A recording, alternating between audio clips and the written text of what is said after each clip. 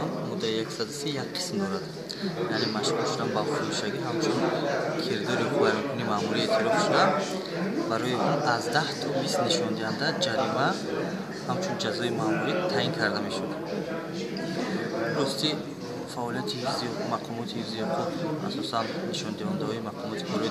داخلی نشان می‌دهد که نفرانی که با ویران کردن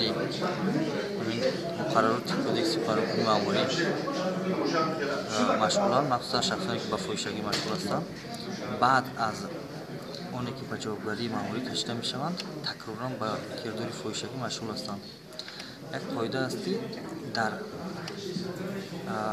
نظام هم حقوق ویرانکنی ماموری هم جنایت عموما در شناسی نفری که تکرارا با کرداری که و خاطر اون به جوابگری کشیده شده است و باز تکرارا صادر میکنند باید جزا وزن‌تر باشد. از همین خاطر در کدکس قانونی ماموری جمهوری تاجیکستان موافق لایحه پیشنهاد شده و قانون قبول شده علاقه قسم 2 با ماده 130 کدکس قانونی ماموری قسم 2 اضافه کرده شد. مقصد این است که از قسم 1 که عمل میکرد جزا وزن‌تر، یعنی قسم 1 بود از 10 تا 20 نشان دهنده برای حساب بود، یعنی یک نشان دهنده برای حساب بود 40 تومان، از 10 تا 20 نشان دهنده. اکنون از 20 تا 40 نشان دهنده برای حساب ها یا جزای الटरनेटिवی از 10 تا 15 شبانه روز حبس مأموری پیش بینی شده است. در حالت درس بعد یک سال، در مدت یک سالی که علاقه یک مرتبه جوابگری ماموری کشیده شد و بعد به جوابگری ماموری کشیدن یک سال، در دوام یک سال باز تکرارا صادر میکنند این کردار رو، یعنی تکرارا صادر کردن در همه حالت وزن کننده است. در همین حالت هم جزای جریمه از 20 تا 40 نشان دهنده برای حساب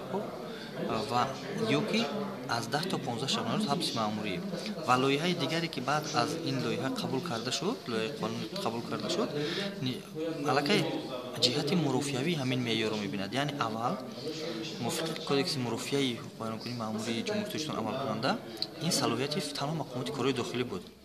اکنون موافق قانونی که بعدتر قبول کرده شد و من همچون وکیل مسئول برآمد کردم،